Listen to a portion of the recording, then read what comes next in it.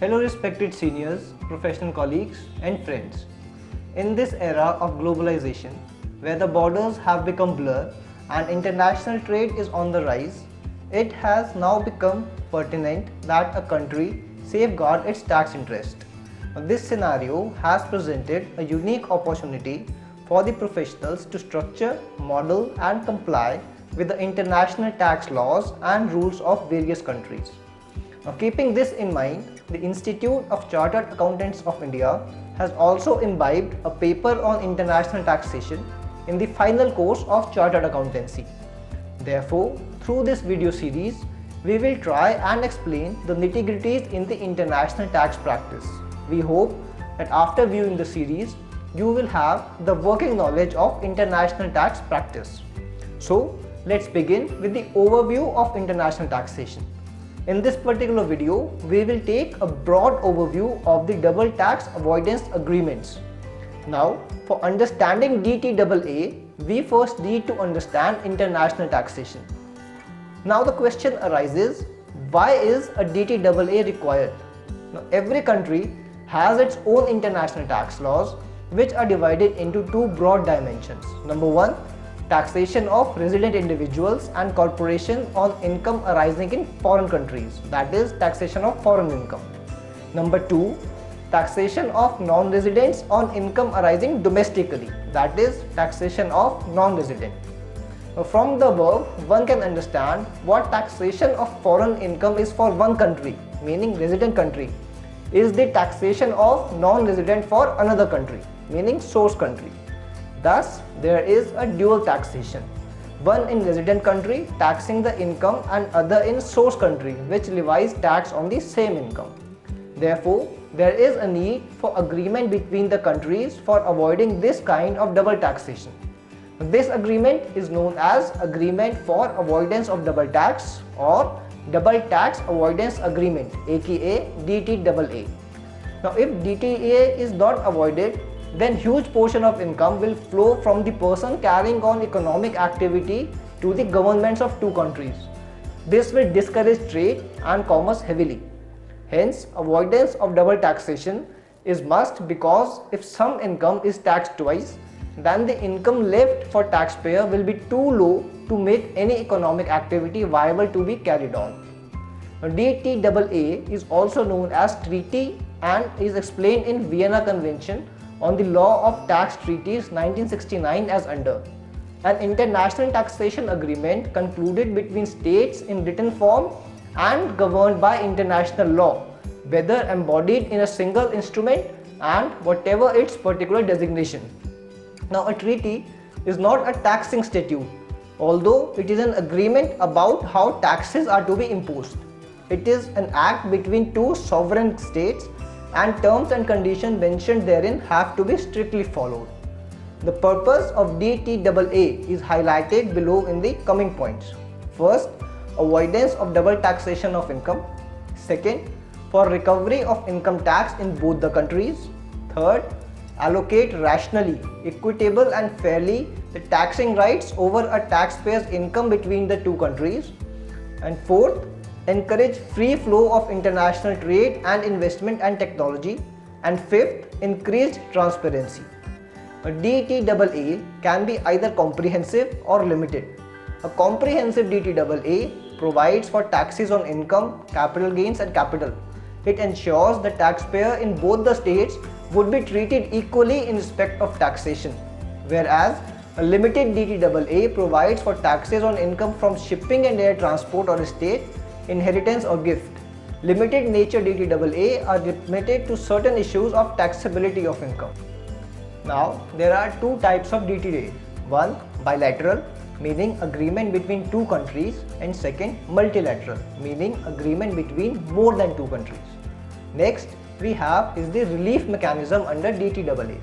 The double taxation in such case can be eliminated by various relief mechanisms. These are as under. Number one, deduction method. In this method, the resident country allows its taxpayers to claim a deduction for taxes, including income taxes, paid to a foreign government in respect of foreign source income. It is just like providing deduction as expenses. Number 2 we have is the exemption method. Now in this method, the resident country provides its taxpayers with an exemption for foreign source income. It is like exemption of income. Now number 3 we have is the credit method. In this method, resident country gives either full or partial credit of taxes paid in foreign country. This means taxpayer will be taxed on the same source income and tax is to be determined accordingly, but taxpayer will pay lower amount of taxes to the extent credit available. Number 4 on the list is tax sparring. Some as incentive to economic activities, there are various exemptions given.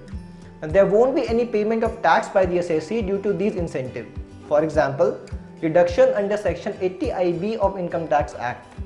Now when the assessee is liable to taxation in his domestic country, then credit will be allowed for taxes paid in foreign country. But due to tax exemption in such foreign state, there won't be any tax payment and no credit to balance of the taxpayer.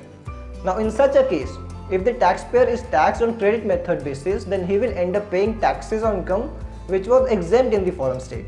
Now in such a case, there won't be any incentive to the assessee to take up such specified activities on which exemption is granted, because if foreign country is not taxing, then domestic country will collect the tax. Hence, to avoid such situation, tax sparring comes to help. Under this method, the domestic country will deem such exempt income as tax paid, and credit of such taxes which are deemed to be paid in foreign country will be allowed as credit in domestic country. Hence, the benefit of tax exemption is not hindered or wiped out due to this method. Now, other method of providing relief is unilateral method. Some countries provide relief of taxes paid in source country without any treaty between those two countries. This kind of relief is known as unilateral relief.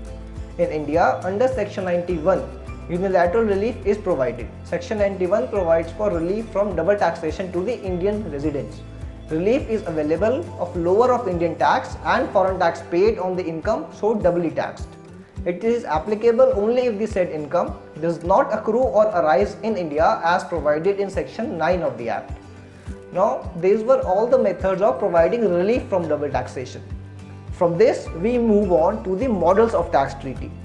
There are majorly 3 models of tax treaties. Number 1, Organization for Economic Cooperation and Development, that is OECD model. Number 2 we have is the United Nations model. Number 3 is the US model. The agreement between two nations may be formed based on acceptance of these models, or two contracting states may even include certain articles and clause not specified. Now, these are just a model which provide convince in draft of DTAA. Now, India in its treaties with different nations have accepted some of the items of these models, even included new clause and articles which are not defined in the model and are altogether different between the contracting states. So, a treaty is not compulsorily to be made as per the model. The above specified are just models and not treaty. Now, moving on to the applicability of DTAA. A tax treaty is applicable to persons who are residents of one or both of the contracting states. Thus, for applicability of DTAA, we need to understand the concept of residence. Now, a tax treaty is applicable to persons who are resident of one or both of the contracting state. Thus, for applicability of DTAA, we need to understand the concept of residence. Now, number 1 for individuals and number 2 for legal entities and corporations. An individual is liable to tax by virtue of his domicile, residence, place of management, etc., but excludes one who is liable to tax in respect only of income from source in that state. By applying above principle, one can conclude a person to be resident of one of the contracting states and provisions of treaty will apply accordingly. But sometimes a person resident of 2 or more states, this creates confusion as to who will tax the global income and various issues arise to its taxability. A person who is resident of 2 states by virtue of the law is known as dual resident. The residency of such dual resident is known as dual residency. This residency needs to be broken and individual needs to assign residency of one of the states. Hence, to determine residency by the tiebreaker test needs to be applied. Now, for legal entities, the test applied for its residency is the place of its incorporation or place of effective management. Legal entities are resident of the state which it has incorporation. Place of incorporation is certain and preferable test as place of incorporation does not change from the time to time and provides simplicity in determination of residency. Now, place of effective management is less certain and nowadays business is controlled from many countries. Now, this creates confusion and complications. This is how a person is determined as resident, and once a person becomes resident of any of the state, he can apply the treaty for avoidance of double tax. Next, we will learn how to apply DTAA. Now, steps for determining how to apply DTAA are as follows. Number 1. Determine the nature of income arising to the non-resident according to the articles of DTAA and also under the Income Tax Act. Number 2. Determine the tax liability of the non-resident under the Income Tax Act. Number 3. If any of the specific articles for taxation are applicable, then income is taxed according to that article. Number 4. If the non-resident has a permanent establishment in India, then general articles for taxation would be applicable. Number 5. Accordingly determine the tax liability under the DTAA. Number 6. Applying section 90 subsection 2, determine whether Income Tax Act or the treaty is more beneficial. Now, next is final tax liability of the non-resident as per the provisions more beneficial. Now, let's discuss treaty shopping. Treaty shopping is an important tool for avoidance of tax. It's not evasion of tax but avoidance by using the law and within the law. Let us understand this with an example. A company 1, a resident of country A, has developed valuable intangible property and intends to license the property for use by manufacturers in several other countries. Now, country A does not have treaties with some of these countries where the potential licensees are resident, and the treaties with other countries provide for withholding taxes on royalties of 15%. Now, country A provides for exemption for dividend received from a foreign corporation when a corporation resident in country A has substantial participation in it. Now, Max transfers its intangible property to a wholly owned subsidiary, company 2, now established in country B. Country B has tax treaties with all the countries where the potential licensees are resident, and those treaties provide for no withholding tax on royalties. Now, the result of the above arrangement is that no tax will be imposed on the royalties by the countries where no royalties arise. Now, country B may not tax the royalties derived by company 2 either because it is a traditional tax haven. When company 2 distributes dividend to the company 1, country A will not tax the dividend because of its exemption of dividends. Now, even if country A treats the transfer of intangible property by company 1 to company 2 as a taxable transaction, it may have significant difficulty in taxing the appropriate amount of gains on transfer because of the problem of accurately establishing the fair market value at the time of transfer.